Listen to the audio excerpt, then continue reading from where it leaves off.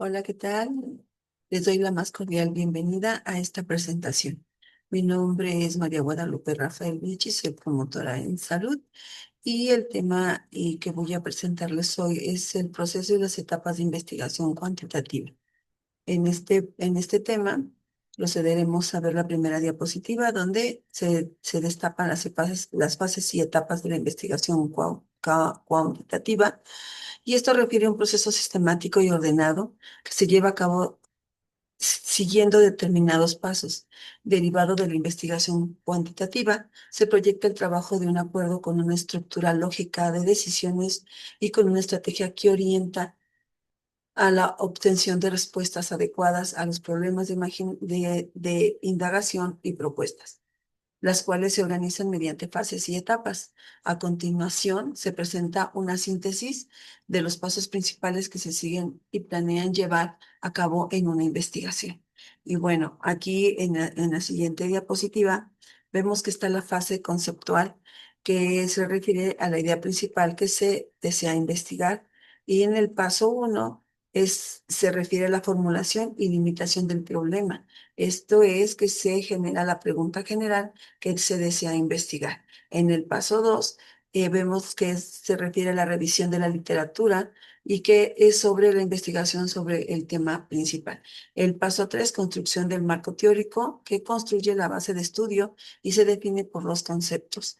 Y en el último, que es el paso 4, se hace la formulación de hipótesis, donde se plantean las posibles respuestas. Pasamos a la fase 2 de planeación y diseño, donde en el paso 5 se ve que se les selecciona un diseño de investigación con el tipo de estudio exploratorio, descriptivo, explicativo, etcétera. En el paso 6 identificamos que la población que se va a estudiar, el grupo de participantes, sujeto a estudio, y se determina cómo se extraerá la muestra. En el paso 7 se selecciona el método de instrumentos, se elige el instrumento para obtener la información. En el paso 8 se hace el diseño del plan de muestreo, se recolectan todos los datos de una muestra, mm, y bueno, pero no es de toda la población. En el paso 9 se da el término y revisión del plan de investigación, así como la revisión y se perfecciona el plan de investigación antes de ponerlo en ejecución. En el paso 10 se hace la realización del estudio piloto, las revisiones y se deciden las técnicas estadísticas para analizar los datos. En la fase que vemos aquí, que es la fase empírica, en la fase 3 es el paso 11, donde se hace la recolección de datos, se recopilan los datos de acuerdo con el diseño establecido mediante los métodos de observación, entrevistas, encuestas y cuestionarios, así como en el paso 12 se hace la preparación de los datos para el análisis, la revisión sistemática de toda la información disponible, donde se hacen mediante encuestas, cuestionarios, entrevistas y demás. Asimismo, se califica su calidad y el grado de confianza.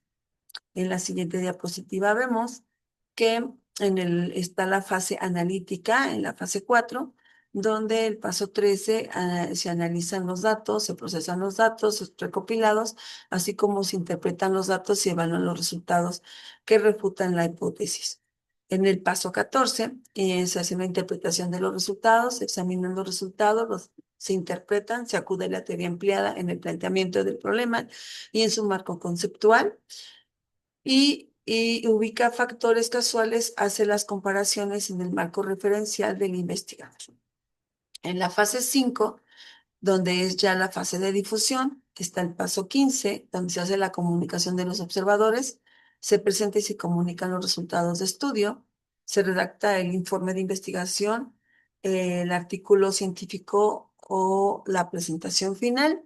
Y en el paso 16 es la aplicación de las observaciones, donde se comparten los hallazgos con la comunidad científica y la sociedad para que se aplique y se amplíe el conocimiento. Bueno, pues hasta aquí es esta presentación. Les agradezco mucho su participación y bueno, pues eso sería todo de mi parte. Nos vemos hasta la próxima.